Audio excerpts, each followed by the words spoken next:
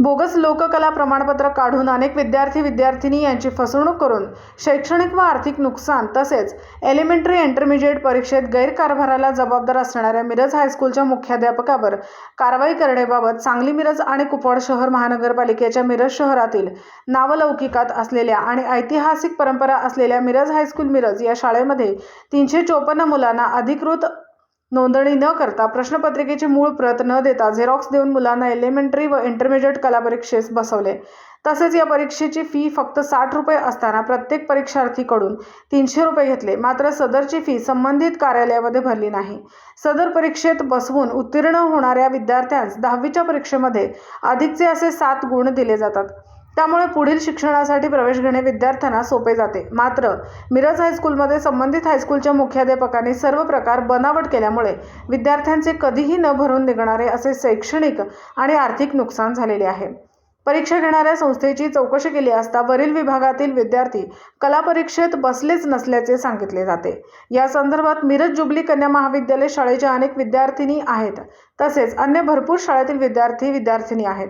अनेक पालकांच्या तक्रारी आल्यानंतर सांगली, मिरज, कुपवाड शहर महानगरपालिकेच्या आयुक्तांनी मिरज हायस्कूल येथे असलेल्या एका क्लार्कला निलंबित केले आहे।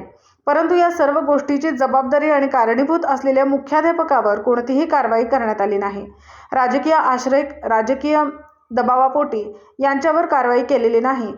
सदर प्रकरणाची सखोल चौकशी करून वरील विषयास अनुसरून झालेल्या गोष्टींवर प्रमुख जबाबदार असलेल्या मुख्याध्यापकांवर त्वरित कारवाई करण्यात यावी, अन्यथा जिल्हा संघर्ष समितीच्या वतीने तीव्र आंदोलन छेडण्यात येईल याची नोंद घ्यावी। यावेळी तानाजी रुईकर, अर्क रवींद्र चव्हाण, ॲडव्होकेट असीम मुजावर, नितीन मोरे, रवीन ढोबळे, गोरख वनखंडे यांच्यासह अनेक कार्यकर्ते उपस्थित होते।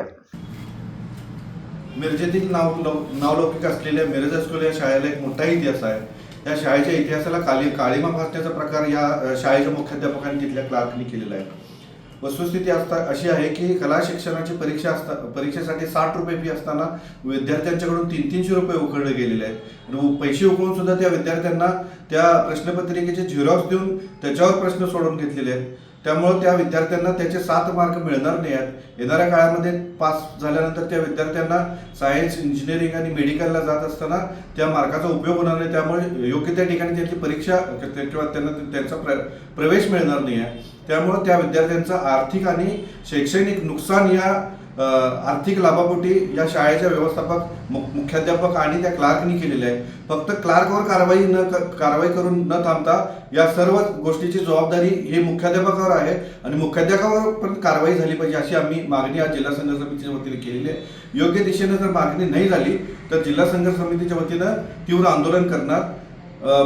मुख्यमंत्री, शिक्षण मंत्री यांच्यासह आयुक्तांच्याकडे सुद्धा या सगळ्याची आम्ही मेलद्वारे व वैयक्तिक तक्रारी केलेल्या आहेत।